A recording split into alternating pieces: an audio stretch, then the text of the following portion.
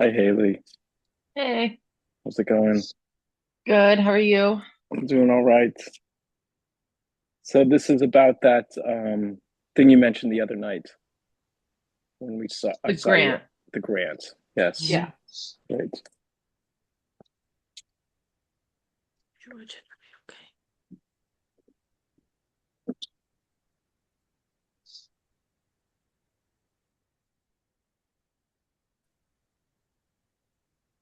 So Melissa, I think this is your meeting to run if you want to accept that mission.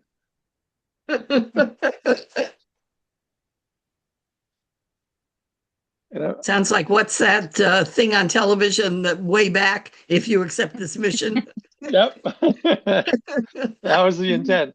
I figured as much. You're muted. Out of practice. Um, we haven't done one solely Zoom for a long time. Haley, is there people logging in at the moment in the waiting room? I don't want to start if everybody's not in. Um, so far we're good. Okay. Let me move you guys to this other screen so I can see my. I'm leaving at 5:30. I have another event at 6. Oh, thank you for letting us know, Ellen.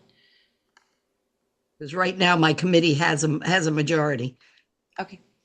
So let's get started so people who need to call themselves to order can. Um, okay. So I will start the select board meeting for December 16th, 2025 at 5 p.m. This is a joint committee meeting.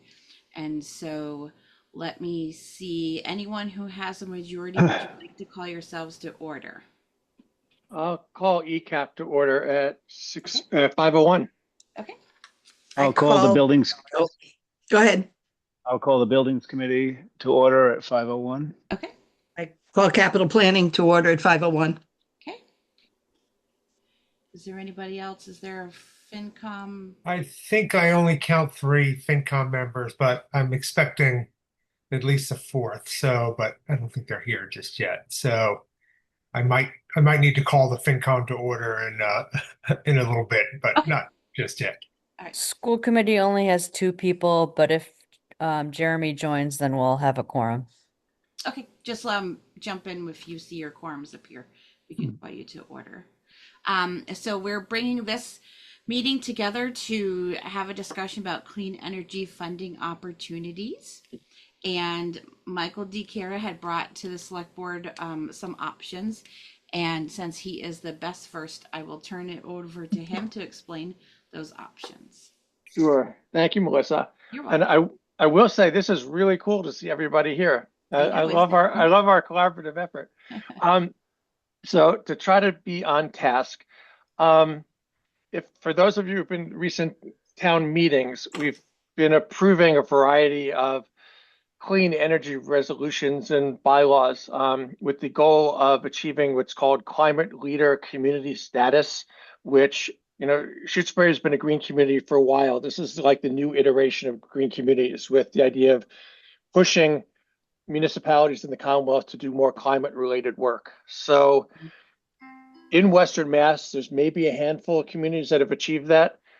As of finalizing our decarbonization roadmap, which you all probably got from Brennan as a handout, that was the last thing. So we applied for community leader status a couple of weeks ago. We should find out in January. There's no reason we shouldn't get it. So that was sort of I think one of the big things to sort of trigger our coming to the select board and talking about this, because all of a sudden we were open for eligibility for community leader grants, which is one of the ones we're looking at, which is up to $1 million. The other part of it, more practically speaking, is that in the decarbonization roadmap, which huge kudos to Stephen Dalmas and Frank for the inventory that they provided, because it really was the groundwork that set the stage. But basically, and then with the decarbonization roadmap, looked at the energy usage of all the municipal buildings we have in town, and looked at sort of the systems, what the electrical uses, and then with I really appreciate it with an eye towards what a town could afford. So on a rolling basis, knowing that we can't do it all at the same time because we couldn't afford it. And so one of the things in the report is this event trigger map, which basically looks at what things would come up and get queued up for us to do first. So HVAC, for example, or, we have to do the envelope. So that's one of the things that sort of did it. And then the last thing that really motivated was Rita coming to me because she's on the MN Spear building. We're now calling it a building as opposed to a library, reuse committee, because there's going to be needs there. And so the biggest user of energy in town is the school. And so what the roadmap says is if you're going to do an intervention and really sort of decarbonize, focus on the school. And so there's something we could do. ECAC met, we were recommending a ground source heat pump system, but we can talk about that. But focusing on the school was a big thing, high impact, but then also right in front of our eyeballs is probably the Spear. And so trying to figure out if we have these opportunities, either the Climate Leader Grant, and then there's the Screen Schoolworks Grant, which is really big money. And then the last thing I'll say is, I'm not sure about our competitiveness with Green Schoolworks because there's lots of districts, but I think we're highly competitive in the Climate Leader because there's so many fewer communities in the pool. Oftentimes what happens is you get everyone sort of jumps in and then the competitiveness increases, and the little towns, and especially the little towns in Western Mass, stop being competitive. So we've got this moment in time where there's not a lot of people competing with us. And if we can get some money, that would be great. So that's my lead into it.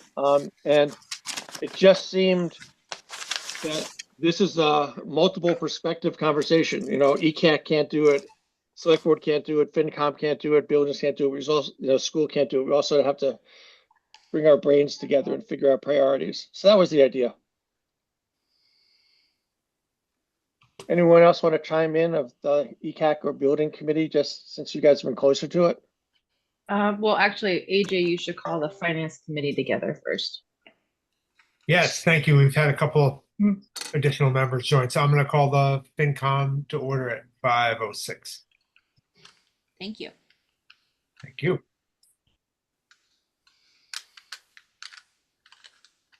Okay, for the building committees, as requested by the reuse committee and through Michael, we started Mass Saved. And is it Rebirth? I'm hearing a background. So anyway,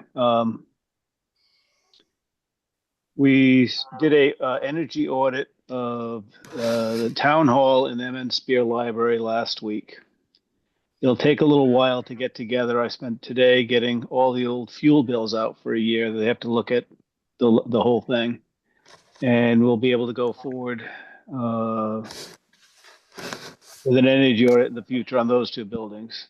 I talked to Michael DiChiara, and we're going to do the school next. And I think the schools, the priority of the school is the system's old. It breaks down a lot. It'd be nice to get a big loan to replace it. So that's where we are now. Thank you, Anna, for smiling. Who's doing these audits, Frank? It's Energy Source. It's a company that does all the public utility, all the public towns. It's not like Mass Saves has different entities that do residential, industrial, and this is the one that does public utilities, or the division has to public utilities.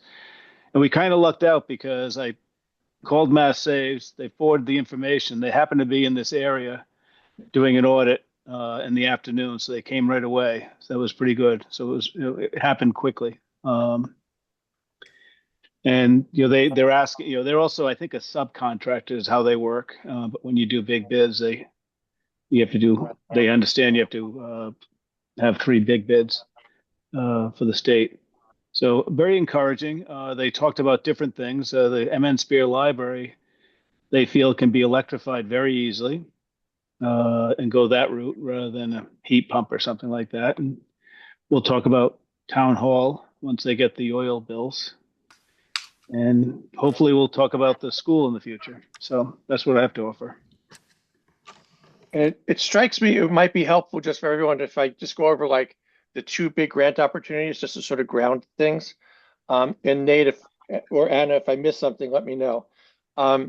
So in terms of the climate leader grant, let me just get this thing out of the way. Where'd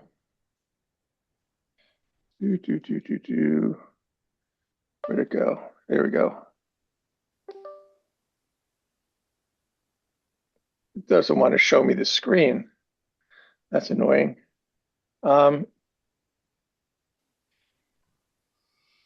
Oh, give me 1 second, you guys. Sorry about that. Well, I'm going to wing it and just see what I remember. But the big thing is that the climate leader, I believe, is due on February 6th, and the green schools is due on February 16th, both of which are soon, given that we have a holiday in between. And we have to do certain things. So for the green school, one of the things they have to do, which references what Frank was talking about, is if you're asking for more than $1 million, you have to get a comprehensive building assessment, which would be the Mass Ave one that Frank has queued up. So, that would be your requirement. You also have to be able to, within reason, engage a contractor. But the school one, you can get up to $3 million in a grant. And then if you are able to demonstrate that you can apply to the feds for the 30% tax investment credit, which still exists for heat pumps and for batteries, you can get up to 5 million. And the deal there is you could ask for 5 million. Then when you go through the whole process with the feds, whatever money you get back from the feds, you pass back to the state so that they can reuse it. But we would have $5 million. And if we were to go forward with the heat pump, we don't know what the dollar amount is. I think maybe Nate could talk to that a little bit, but that's a big ticket item. In terms of the climate leader, and that's just only one deadline, it's the February 13th. The climate leader, there's two opportunities. You can apply in February and you can apply in August. So we wouldn't have to do both for, say, if we did the school and the heat pump, we wouldn't have to do both necessarily, but we could.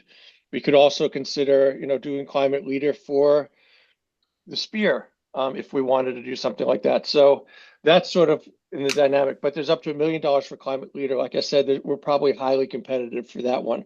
And if we can't get our act together for February, we can do it in August. So there's lots of moving parts in terms of being strategic in this.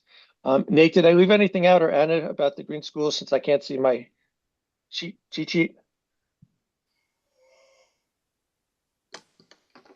I think those were the main bullets to take away from that. Cool.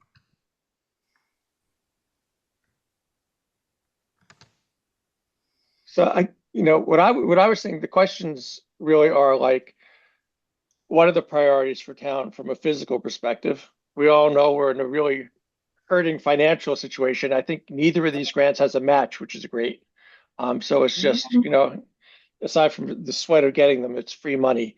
But nonetheless, if we couldn't just say we got $5 million from the school thing and it was $5.5 million, we'd have to have a discussion about, is it worth getting the 5 million and what do we do about the remaining money? And we don't have it costed out yet, so we don't know. So I think those are some of the questions.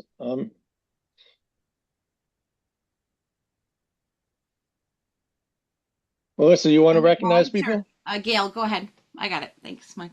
I'm wondering if we know what the various agencies want to see in terms of their application. So what do we need to show the green schools, for instance, that we are worthy of even contemplating for something as massive as a geothermal system install?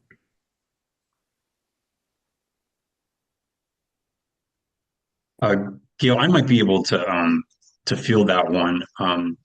So their overarching goal is to facilitate the transition away from fossil fuels and to have healthy schools. And one of the first kinds of technology that they highlight as an example of what they would like to see is ground source heat pumps in schools. And these kinds of retrofits where you're pivoting away from an oil heater to something cleaner like a ground source heat pump. So I think that is one of the big ones. They do prioritize school districts that serve higher numbers of low-income students. But that's not a binary, right? You don't have to have a certain threshold necessarily, but they do factor that in. Yeah, I think and again, there are many different potential projects that you might undertake under the umbrella of funding opportunities that we're discussing this evening. But specifically on this point of the Green School Works program, the heat pump in particular aligns well, given that we have, and pardon if I blather a little bit, but we have checked the boxes with climate leaders. We do have the decarbonization roadmap that flags this oil heater as a near-term thing. I think there are a number of boxes that we would check on those fronts. Over. Do they tell you what they need to see in terms of showing that the site is itself plausible for a retrofit system? Do they ask, for instance, do you have water source? Do you have ground source? Do you have availability of a driller? Yeah. Another one to add is, do you need to upgrade the electrical supply, right, as it comes to the school, as you electrify the school? Those are absolutely components that we would need to address.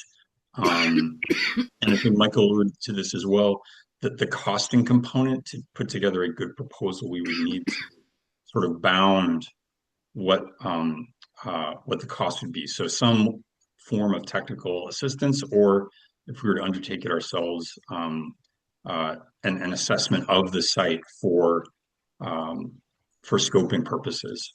How much would it cost? Could we inquire of Cushing, for instance, to give us a site assessment? I mean, they've drilled all over this city, all over this town, and they've certainly drilled for geothermal. It's one of their chief claims is drilling for geothermal. So they know the bedrock, literally.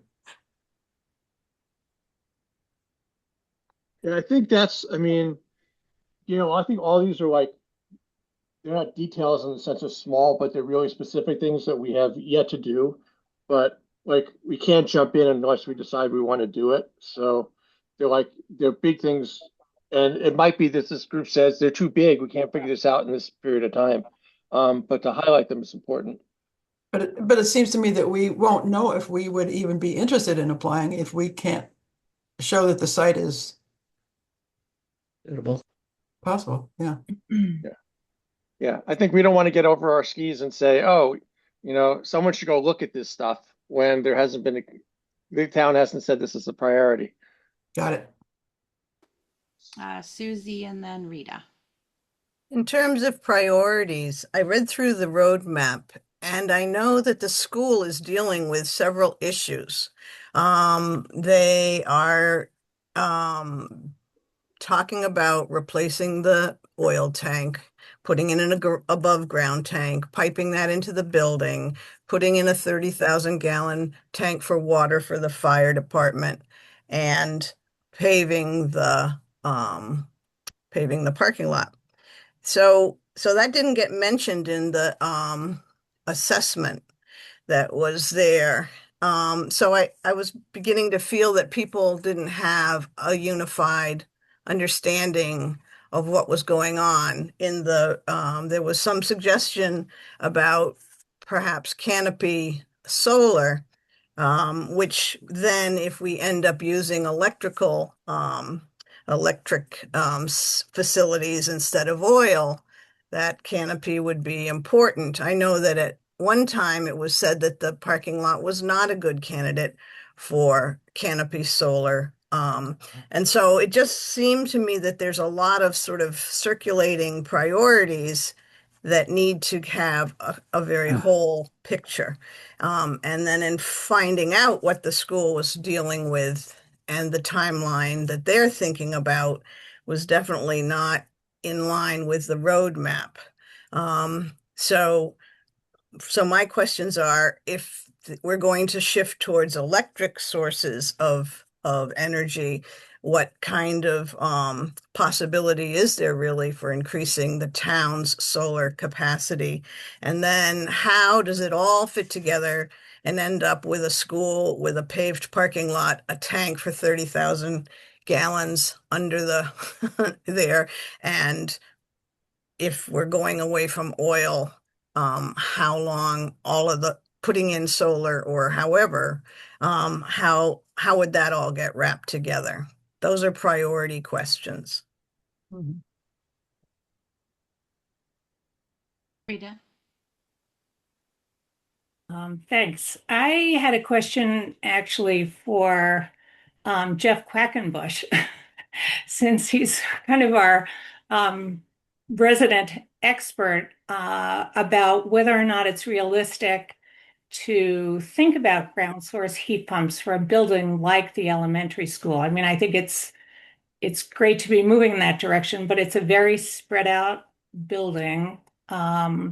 Is it, for a building of that size, does it make sense? And I ask you only because of your experience now, both with the library and just your experience with construction at UMass.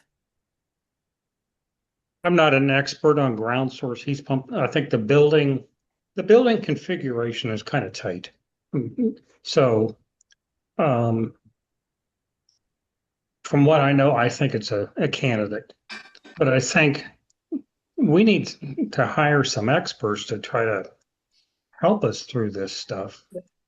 That's not going to be done by February, especially if you need pricing on what these systems are going to cost.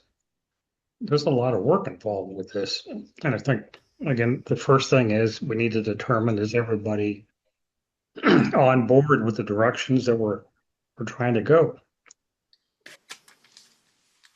Does that answer the question? Yes, thank you.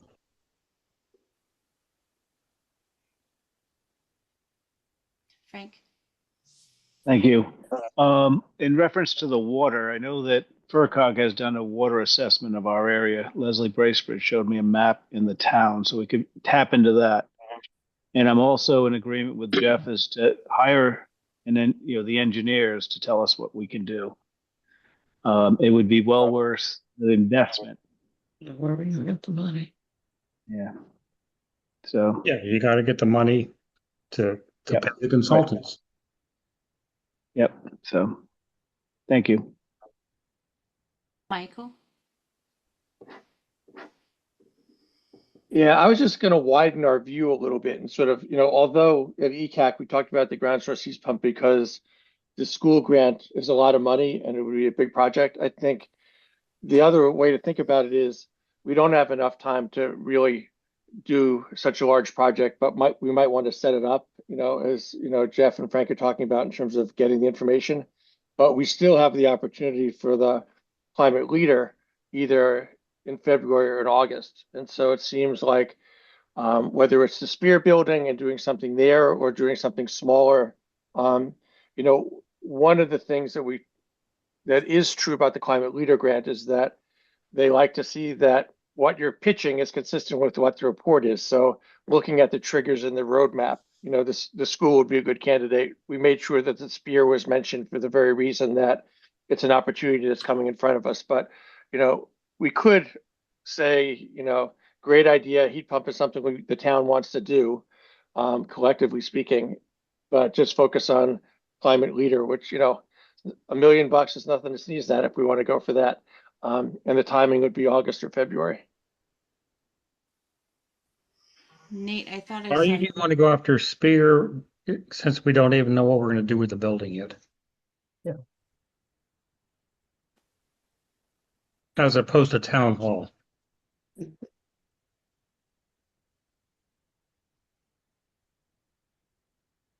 Right. And Jeff, I think that's part of when I talked to Rita, there's this domino effect, so depending on what you decide with the Spear, it might affect town hall, in which case we might want to do something in town hall.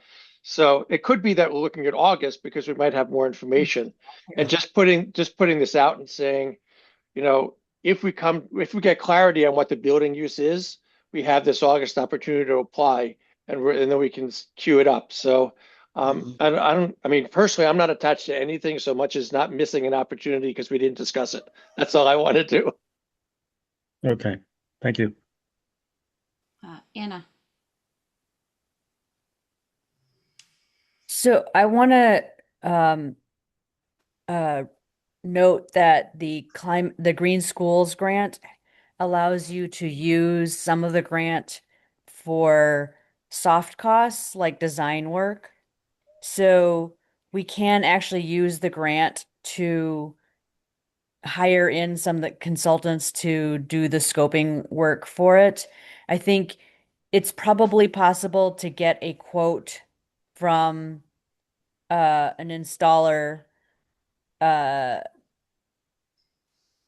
or to what would it cost to install a ground source heat pump at the school. It wasn't a huge,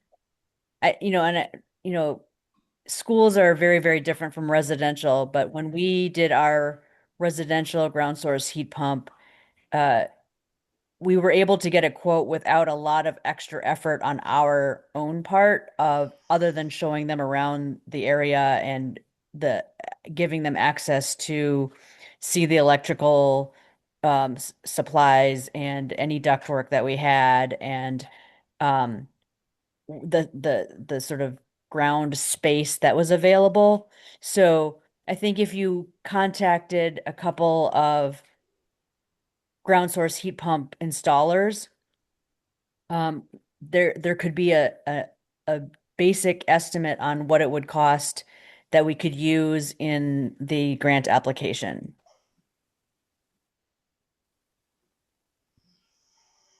And oh, sorry.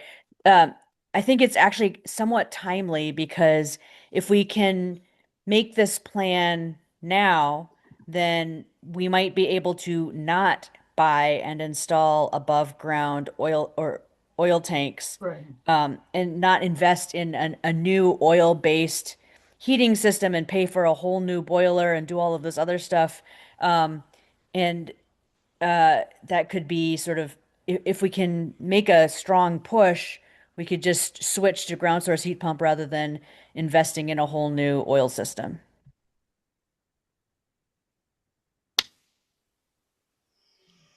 Jay? Yeah, so I had kind of two related questions to that last comment that Anna had. So one was I just wanted to sort of wrap my head around what the needs and timeline are of the school for the school. Like how urgent is their situation there in terms of kind of when they would need to move forward with a significant project, whether it was this sort of new tank installation or something like this. So I don't know if anybody could speak to that. And then the second question was, is this Green School Works grant, is it an annual funding opportunity? And if so, is there potentially a round of funding that would be available for February 27? Yeah. So I think Nate or Frank might be more appropriate to answer the first half of the question and the additional opportunity. It's not 100% clear. There may be another grant opportunity. This is the second round of funding, and I think there is enough money for a third round of funding, but I don't know when that would be or how much it would be. Okay.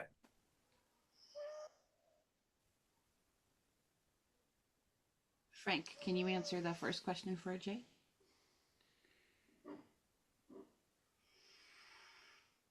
You're on mute, Frank. Hit too many buttons. Okay. I'm still working on figuring the date of the fiberglass tank. We had it tested this August, September, and it passed with all the bells and whistles. But the average age of a double-hulled fiberglass tank is between 30 and 40 years. And the best I can tell you right now, I have to follow up with two more people, is it's over 30 years old or at 30 years old. So that would have to, that's where I'm standing on that. And the question I'd have for Anna is, if we got these the green schools monies, if we've just got ballpark figures on what a heat pump costs, we could apply for, $50,000 for engineering, someone to come by and throw through the whole thing. Is that what you're saying? Oh, good. Okay. So that the tank is, I got to do a little more research. I've got to talk to a custodial person down the street. I haven't been able to do that yet. And I'll have more answers then once we find out how old that tank is. But I think it's towards the end of its lifetime. Frank, could it be the original one that was put in there? No, they did this about 30 years ago. The original is to the left of the school if you're looking at the front door. And it's got it was like 1,000-gallon metal tank, and then they upgraded 30 plus years ago. I haven't been able to find it. And it's a double-hulled fiberglass with blue water, saline water on the outside to show you where it leaks and everything else. So, I mean, it's a contemporary tank, but it's not the original to the building. Okay, thank you. Up to 15% of the Green School grant can be used for design soft costs. Oh, good to know. Mike. I saw your hand then, Susie. Yeah, just a quick thing in terms of the costing. So Anna and Nate and I had office hours with Mass Clean Energy Center yesterday, who's managing the Green Schools grant. And one of the things they said, we asked them, can the decarbonization roadmap and the buildings inventory be counted as this comprehensive building assessment? And what they said is they liked it. What they've seen in the previous round is that applicants that use the Mass Save comprehensive building assessment have better budgeting numbers in terms of the project, and therefore are more competitive. So I think, if Frank's able to pull a rabbit out of a hat and get the assessment, within a reasonable time, we actually will have some good costing and also be competitive for that reason. No pressure. Right. So I understand, and I might not understand correctly, that the problem wasn't the oil tank. It didn't actually leak water in. It was the vent that when they redid the roof got left open, and it let water into the system and it gummed up the nozzle. And it took a long time and a lot of billing to figure that out. And it wasn't the boiler. So as far as I understand, the boiler's not a problem and the tank is not a problem. So it could give us some time to just continue with fossil fuel until another system gets in. If we get heat pumps, does that actually replace the need for heating the water, or is there another component to this picture that is the energy load is reduced by the heat pumps, but there still needs to be a system. And I don't believe there's been an accurate assessment of how long the current boiler will work. It'll work a lot better without having a gummy nozzle, but there's parts to the system to be dealt with. But it does sound like we don't have to replace the tank. That doesn't address the need to put the 30,000-gallon water tank in the ground so that they can fight a fire at the school more effectively. So I still think that there's a really important discussion about what all the needs are and how to put them in an order that they can get met without having to redig up something or invest in something else. You will excuse me, I have to leave. George, when the time comes, will you close our meeting?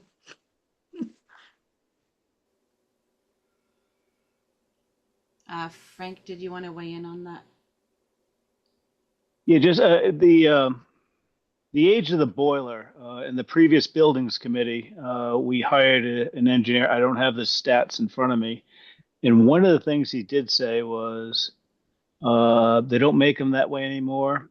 Don't get rid of it. Always fix things around it, and you can't get that type of a boiler anymore. So it could last some more time, yes, but moving away from the other thing, it has been a high maintenance boiler, and it's been draining the resources of the school system. It's part of the town. So, and as removing the tank, as soon as we find out how old it is, it probably should come up. And all this is in a big picture of that they really want to redo the parking lot for. The school wants to redo the parking lot. The school committee wants to do the parking lot to make the flow of the buses more easy. So that's what this is all. My understanding is this is the opus of the big pictures. They want the buses to flow easy for the kids, and redesigning that whole parking lot would be one thing. But we don't want to pave it and then dig it up 2 years later. Right. So that's the hierarchy. And I agree with you, Susie, that we have to start writing all these things down and move them around as they become more prevalent in what we have to decide on. For what I know about the ground source heat pump systems, they do not produce temperatures as hot as an oil burner. I believe if you went to the ground source system with the heat pumps, you probably have to replace all the mechanical equipment in the mechanical room and maybe even in every classroom to deal with the lower temperature water or liquid that you're going to be sending to the rooms. So I think this is a major mechanical upgrade to the whole school, more than just looking at ground source.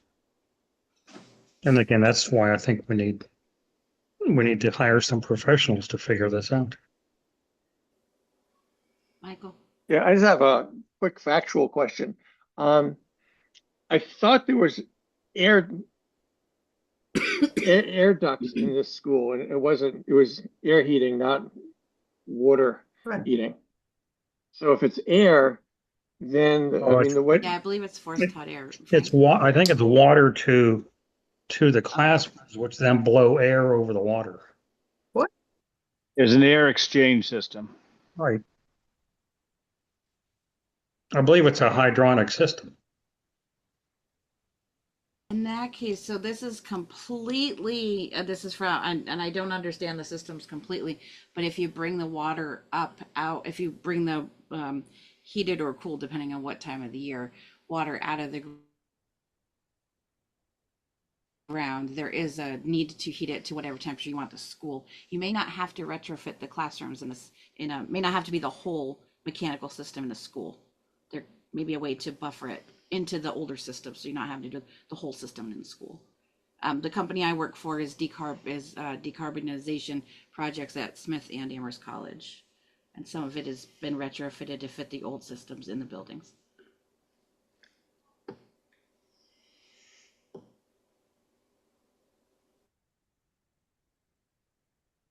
Using the watt, they're using the geothermal pits as the basis for starting of the heat sources. Gail? So I don't understand the air duct system then. So it's not air duct heating? Is that forced hot air heating? I don't believe so. No, the air duct system in the building, I think, is to provide the required air changes that are required by code. Right. Now, of course, that air Yes, has to be heated or cooled. the ceiling, is that Yeah. is that heating or is that exchanging air? I can't hear the question. Oh, I'm sorry. The ducts in the gym on the ceiling, are those heat or just air exchangers? Air exchange. I think in the gym, I think there's rooftop units. I think those are heating. Well, heating and fresh air both. Jay? Yeah, I was wondering if this climate leader communities grant opportunity could be used to propose an engineering study, or is that designed for actual sort of building construction projects? I haven't had a chance to review the RFP that was circulated, and if so, I'm assuming even though it's not a school focused grant initiative, but I would assume it's designed to, accept proposals related to any kind of municipal building. So wouldn't preclude us from proposing a school related project. I can answer that a little bit. I'm still having my technical difficulties, but my sense is with Climate Leader, it's mostly about implementation because the presumption is that your decarbonization roadmap was the fact-finding process. So it's similar to like the municipal vulnerability preparedness, where we did an MVP plan, and then you can go for, and so we applied for money to get the plan done, and then the action grants were subsequent to actually do stuff. And so I think we got a grant to have consultants do the decarbonization roadmap for us, and that was sort of the planning component. So now it's sort of we can identify projects. So I mean, there might be other grants. Like I did not get a chance to look. There's still Green Communities grants, for example, and there's still MVP grants that we could apply for. So if we took the approach of let's do a plan and then set ourselves up for a heat pump, we can start looking in that direction, and if that's the strategy. Yeah, I mean that's sort of my instinct listening to this conversation is that maybe what is needed at this point is some financial support for a kind of engineering and design kind of project that actually answered a bunch of the very good questions that have been raised during this discussion, at least about the geothermal heating concept for the school.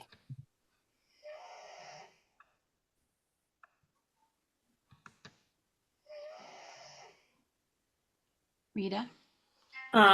So I agree with AJ. I think we're probably not ready for prime time for the February 16th or 13th deadline, given and as Jeff has pointed out, the amount of just engineering, design work, analysis that needs to be done on the school. I think it's the right way to go, but I think we're trying to, it's way too ambitious to think that we would have a viable proposal or viable competitive proposal for that February 13th date, no matter what sort of magic we use to try and get there. So, if that's the case, and we could get funding to do that kind of analysis, pre-development work, that would be really good. As far as the Spear building goes and the town hall, so the reuse committee has been looking at both buildings, just because there's some discussion about underutilization of some of the space within the town hall, and then obviously what kind of costs would be associated for doing any kind of conversion of the Spear building, whether it's for offices or it's just going to be for meeting space. But the town hall itself is another place to look about whether or not that might be appropriate. If we were just going to do the climate leader, it's both buildings, and they're kind of I think in the committee's mind tied together, because we're looking at the current usage within town hall and saying, does a reconfiguration make sense to create some different office spaces within the town hall, if that's the case? And it's the heating system there and the cooling system is very, I don't know, in my mind, inadequate. The building really needs a once over. So I'm wondering if it would make sense, to look at the town hall. The Spear building, the committee's still meeting. We meet again this Thursday. We've done some very preliminary look at possible reconfiguration, particularly on the ground level, because it's underutilized, and it's there's a possibility of doing something more with that space.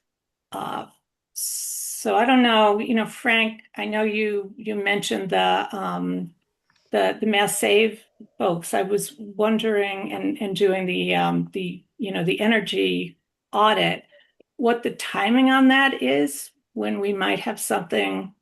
I've asked already, and then I will send another email, because I've got the balance of the fuel bills that I spent today at town hall getting out, and as soon as I get that, hopefully she'll give me an answer, and I'll send the select board an answer, and you can broadcast it to everyone else. Yeah, and then if there's a way for us to find some of the resources, either through the climate leader or in some other way, to do a good, thorough analysis at the school. I mean, it sounds like the school, that we have a little bit of time. This is not an emergency situation. Every year we're spending thousands and thousands of tens of thousands of dollars on heating, and it's a better solution is needed, but I don't think we'd be ready and competitive, given that we're a month and a half out from when an application is due. I think we would have pretty good information about we do have good information about the Emmett Spear and the town hall, and we'll have additional information once the energy audit is done. We can get that done quickly. So that might be the way to go, is plan for the school. The school is really important, but maybe the low-hanging fruit right now, as I see it, is probably the town hall and the Spear building. Even not knowing exactly what we're going to do with the Spear building, it's going to be used, and it might be worthwhile in just wrapping that into an application. Thanks, Rita. Stephen? Thank you.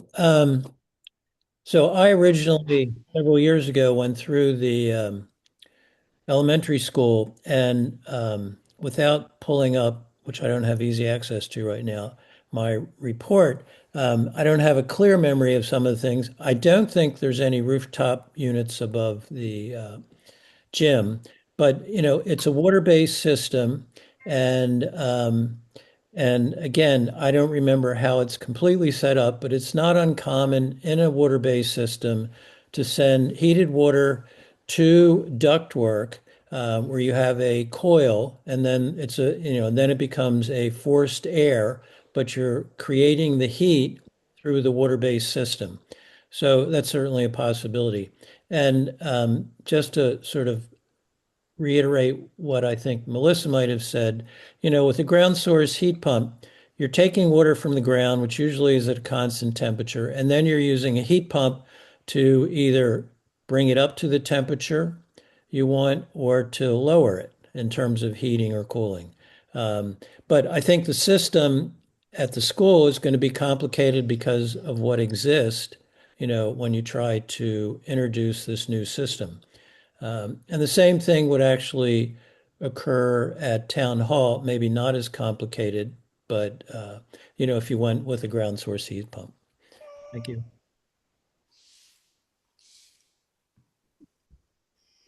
Nate. I just wanted to say that we've been in contact with the school committee, has been in contact with the Berkshire Design Group. And they are civil engineers, and they do surveys and everything. So,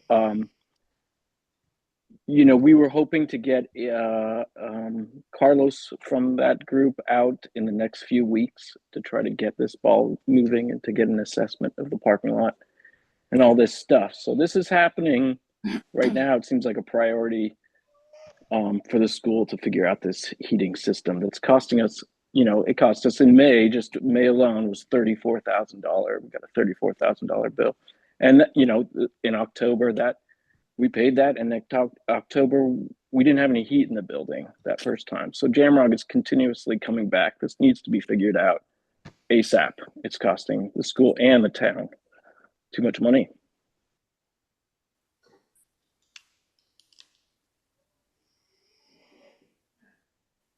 Thanks, Nate. Gail? Thank you. Anna and Nate, do you know if you said the wording was up to 15% of the grant application for soft? Could it be the entire application? Could we use that grant opportunity to get the, okay, you're shaking your head. Yeah, okay.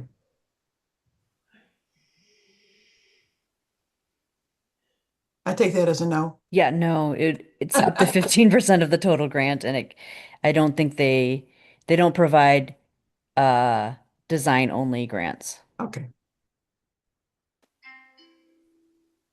Michael? Yeah, just building on, I think what Rita was talking about, where, we do the planning work for the school and then focus on the climate leader. If we were to, I'm just throwing this out just like to sort of see what people might think, but if we were to go for climate leader in August, which would give us a little bit of time for the reuse committee to figure out some stuff, my sense is the way to be competitive, because if you look on page 14 of the decarbonization roadmap is where the major trigger event table is. And, the school is clearly like, if we did something in the school, that would be the most competitive argument. But if we're focusing on town hall and the Spear, I think what we would want to do is sort of join those at the hip, because the timelines for doing major triggers for the Spear are documented to be sooner. It's installation and HVAC. And so if we sort of lead with the Spear, and then as that domino effect, we do some town hall stuff, because the town hall, at least at the decarbonization roadmap, is a little bit later in time. But one could make the argument, if you're doing the Spear and you're rejiggering things, that you have to do the town hall. And then conceivably, we could ask for some planning stuff or something in there around the school. I mean, I know it's an implementation grant, but if we're doing mostly implementation, maybe we could sneak something in. But I would think that we would really want to look at another funding source for the planning for the ground source heat pump for the school outside of this, just to make sure that's explicitly planning. And those are harder to come by, but MVP might be a possibility. Frank?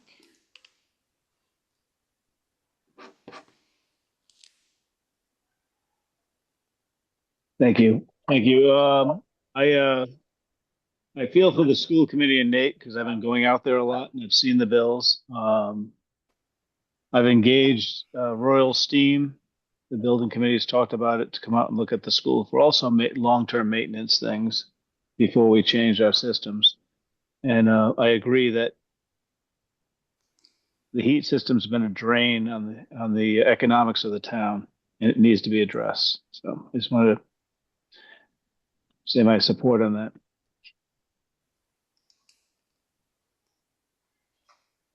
Anna?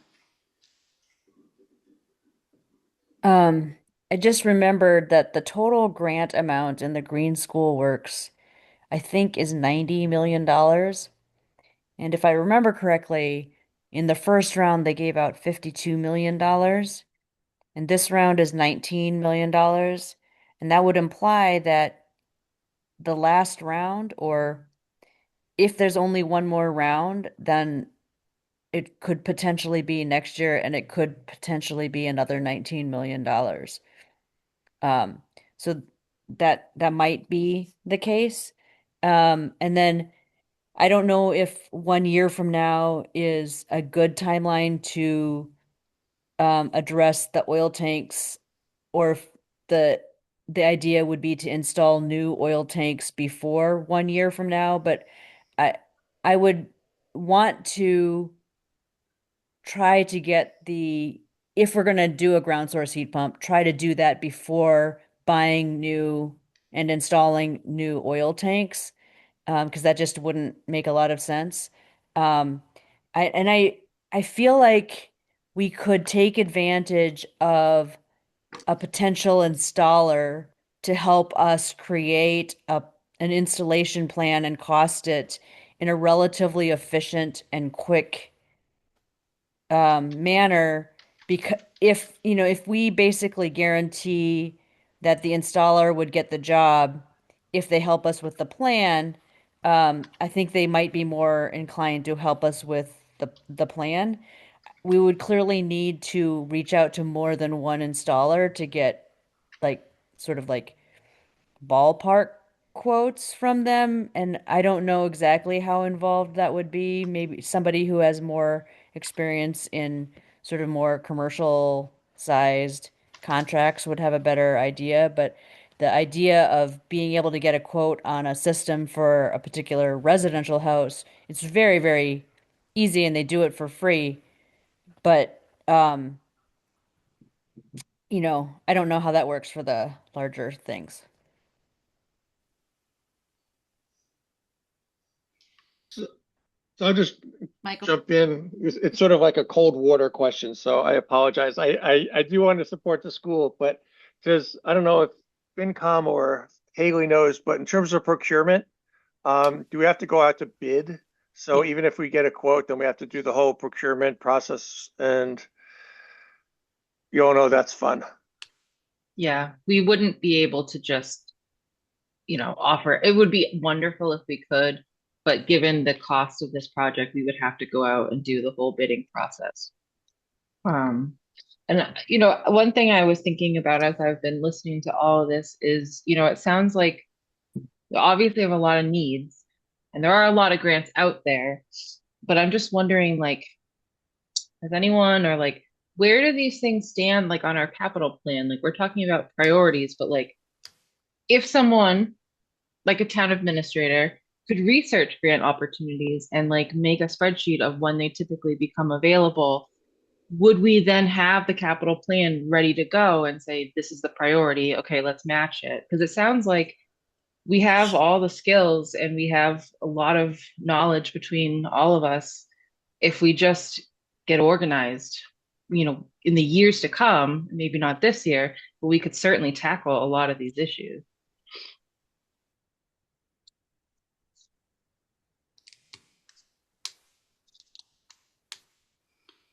Thank you, Haley. Susie.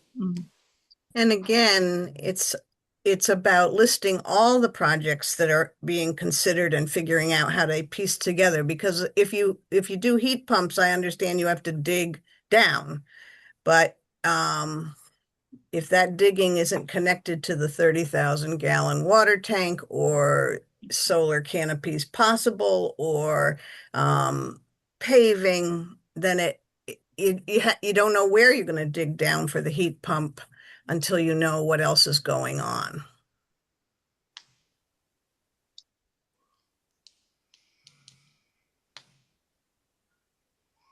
Okay.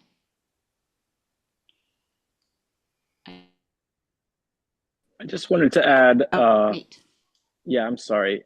I just wanted to add on to Susie and just saying that this is kind of like a perfect time for the school to do this. There's a lot of things going on right now. And if we can just get what Haley is saying, what Susie's saying, get this all coordinated and make this a priority, I think it would be money well spent.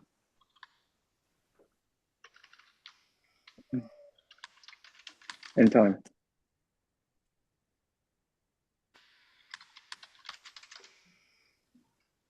Can I ask what the timing is on the oil tanks?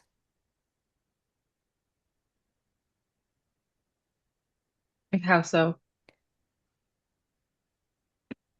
I think What's the as soon as I find if they're 30 years old and the average lifespan is between 30 and 40, it might be 10 years. Till we find out when they were put in the ground, because the records aren't there, then we can find that out. So I think that's the only answer I can give the committee. But I agree that the whole picture should be looked at, and this is like really encouraging that we're all here. By the way, this is awesome. We should do this more often. And so, anyway, thank you.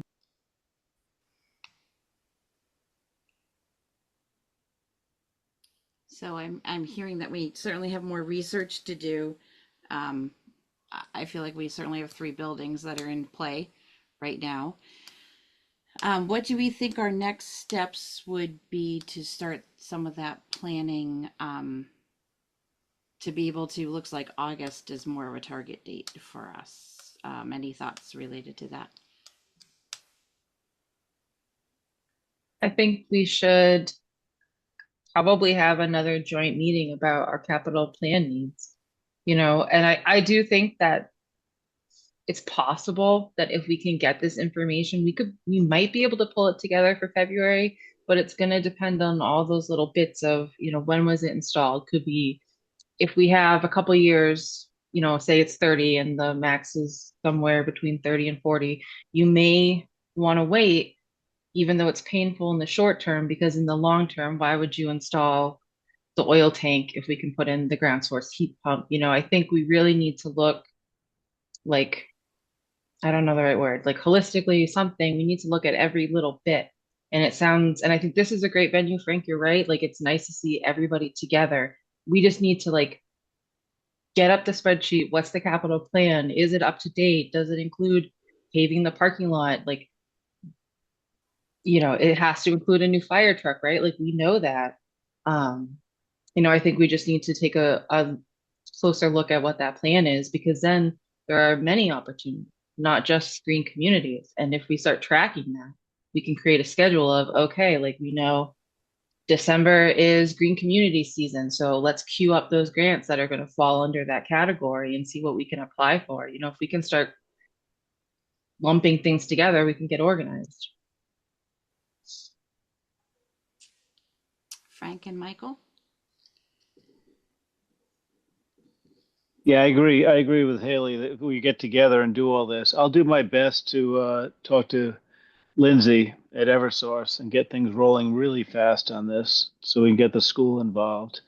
My understanding when I came on the buildings committee way back when Bob Grove was chair is that buildings is horizontal and highway departments is vertical. And so we talk about paving and stuff like that, or fire trucks. That's not in my realm. That's why I enjoy this whole thing of meeting together and talking about capital planning, because we all get to pitch our dollars in front of everyone and find out the importance as a consensus.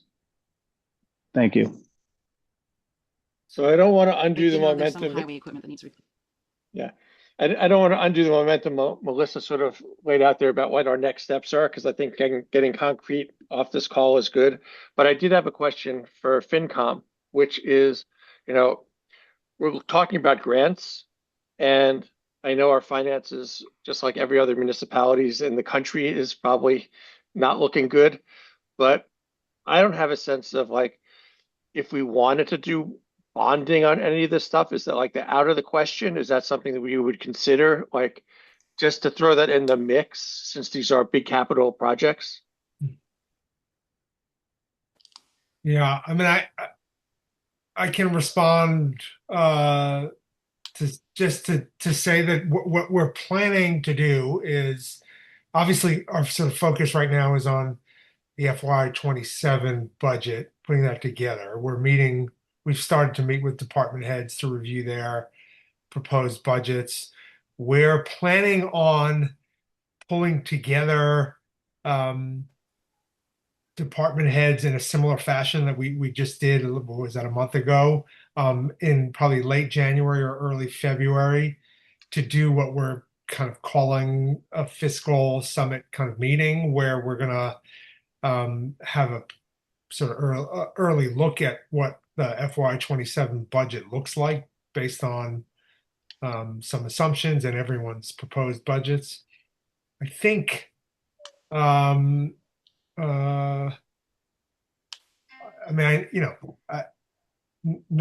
this is not going to come as a shock to anybody. There are some there's some real challenges this year, and so I think what we're going to need to do is in February start have a sense of what strategies are going to be on the table and available to us to fund our budget for FY27. And I don't know how that sort of, and it's going to have to involve potentially, using cash reserves, going back to some department heads potentially to ask for reductions. I mean, it might have to be a bit of everything. So I don't know how this fits into that, but it's certainly something worth bringing up again at that point.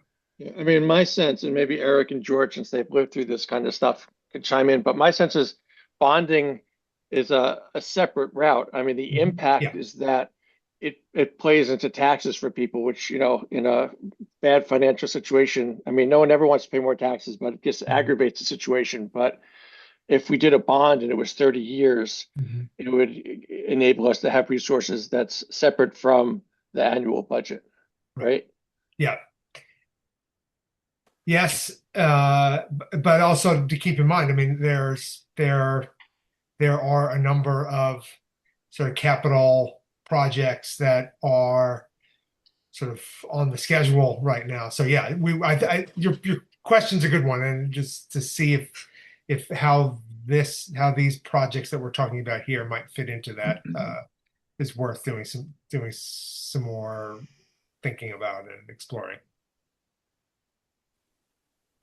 Nate, I see your hand. Yes, I just, we were talking about timeline, and yeah, the oil tank may last another 10 years, but I don't think the driveway will. The driveway needed to be repaved 10 years ago, and we've been doing kind of deferred maintenance, and it's and so there's also an issue with how that driveway gets plowed. One of the things that we have been put in for capital plannings is a new tractor.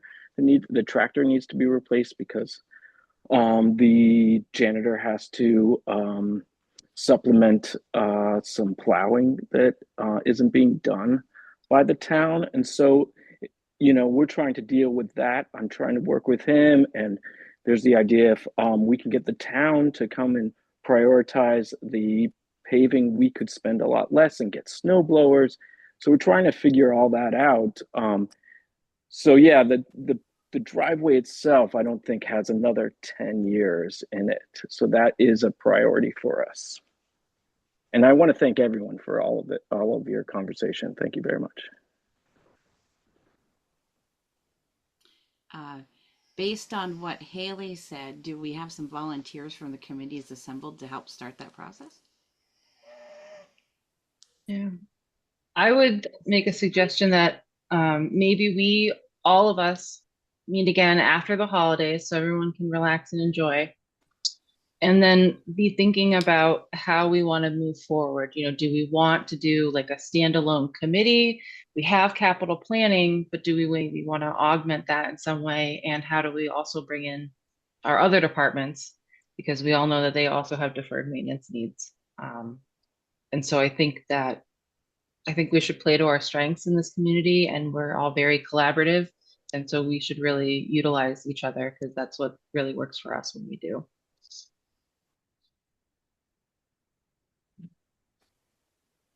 Sounds good to me. Rita, Eric? Yeah, I just had one other thought, and that is, if we are for the school, if we are thinking about a ground source heat pump, would it make sense to put together what a scope might be for, I don't know if it's an engineering firm, I don't know what kind of company, would do this, but to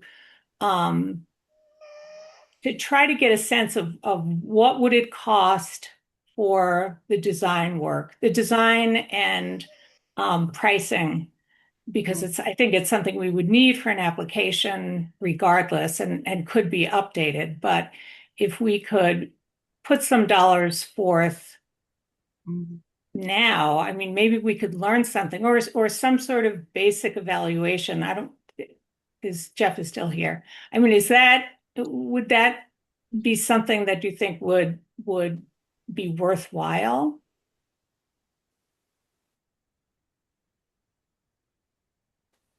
I'm asking you, Jeff Quackenbush. Yeah, but I have to unmute. Put it on you, yeah.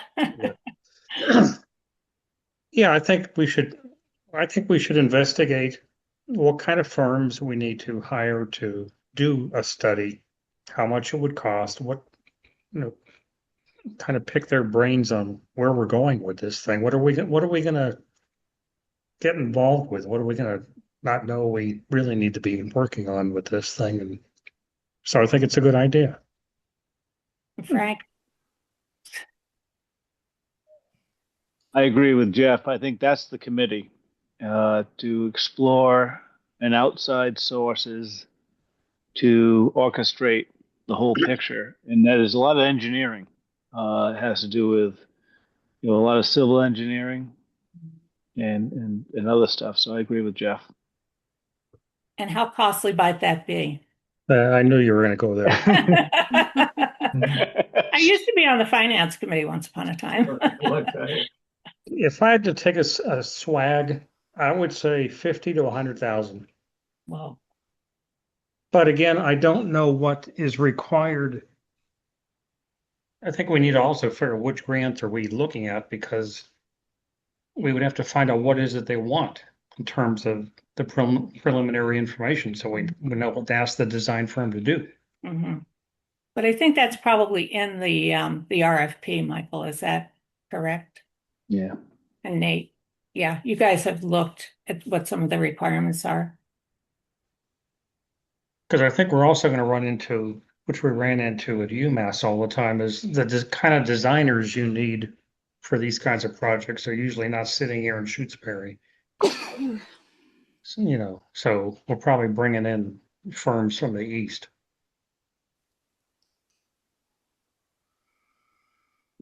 But we could potentially look at what scopes that were developed, for similar buildings, what the elements are that what we'd be asking for, correct? Yep. The tasks. Mm-hmm. Could model it So after you something want that was prior. you want the building committee to try to pull that together? In their spare time, yeah. Oh yeah. Jeff just volunteered. Sounds good to me. Yeah, you keep misunderstanding. My name's Frank. Okay, Frank.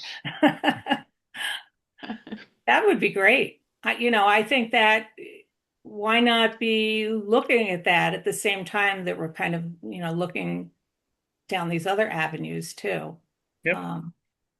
No, I really appreciated working with my group or whatever the committee to do that, because Jeff had a saying, I'd rather spend 30 grand up front than to have people complain years later that we didn't do it right. And I really appreciate, hire the engineers, source it out, and figure it out that way, and spend good money up front so that we spend solid money in the future. Yeah. Michael, I see your hand. You're muted. Michael. I would add just a smidge to that scope in terms of getting to the stuff that Nate Longhope was talking about in terms of there's the layering. So, we would be mistaken if we just started looking at the ground source heat pump and didn't look at the driveway and the paving, and what we learned, like looking at EVs, is that we were going to consider EVs behind town hall, but it wasn't paved, so like same thing with canopies. If we're going to repave, then opens the door to canopies and it could open the door to EVs. So there's sort of like a multi piece puzzle happening. But if the core of it is to say we need to address, ultimately the heating issue at the school, and ground source heat pumping is the way we want to go, then how do these other things sort of fit in timing wise and strategically in terms of priority and timing. Frank and Nate. Yeah, I don't know the name right now. I'm a lot of information, but whatever the name of the engineering firm the dam's hired, that's working on the dam. GZA. Thank you, GZA. I knew it had a Z in it. My brother-in-law has a huge firm, and GZA just bought him out. So I'll ask him a lot of questions recently about the scope of landscape, buses, and all that. Who he knows, because he's about to have a lot of free time in his hands. Thank you. Yeah, I just wanted to address the EV at the school. Eric and I had a conversation about that, and we were kind of came to the agreement that we shouldn't have public EV at the school. That should be at some place like the library, that we wouldn't want to have somebody coming in, vaping, charging their Tesla in a public school parking lot. So just to put that out there. Yeah, I didn't want to create, that's like a side conversation. I was mostly using in terms of the layering of like, you can't do one thing without the other. And if you do it in the wrong time sequence, you're screwed. So yeah, we can leave EVs off the table for now.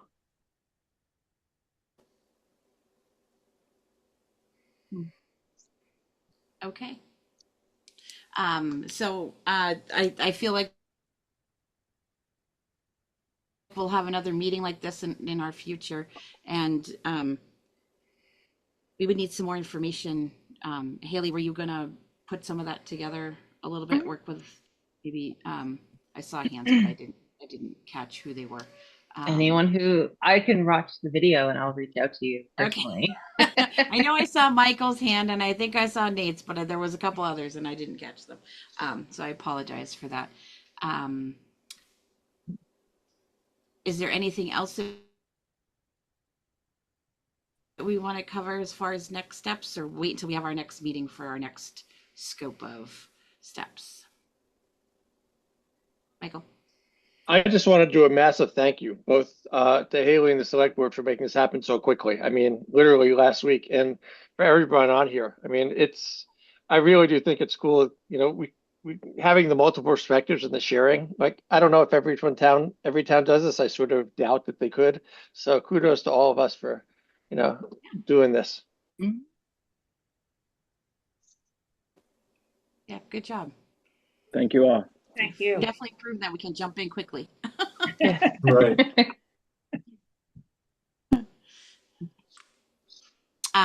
When did we want to meet? I know the deadline was for February. Haley thought maybe we could pull something together in January. Do we want to have another meeting?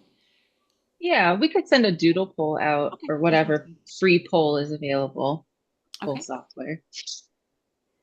That sounds good to me. Other questions or comments before we consider adjourning all of our committees? It's great to see everybody in one place. Yeah. Yeah. No? All right. Who needs to FinCom? Do you want to adjourn your meeting? Yep, I'll adjourn the FinCom meeting, 6:18. Frank, do you want to adjourn the Buildings Committee? I'll adjourn the Buildings Committee meeting at 6:18. Michael, do you want to adjourn the ECAC? I'll assume that there's a motion in a second from Yeah. Did I hit everybody? I think we hit all of them, right? Select board. Well, yeah. Oh, yeah. Do I hear a motion to adjourn the select board? adjourn. Yes. And a second, Rita. A second. Okay. All those in favor? Aye. Okay. Aye. All right. Everybody, thank you for participating. It was great to see everybody. Thank you. Thank you all. Good night. Take care. Good Good evening. night.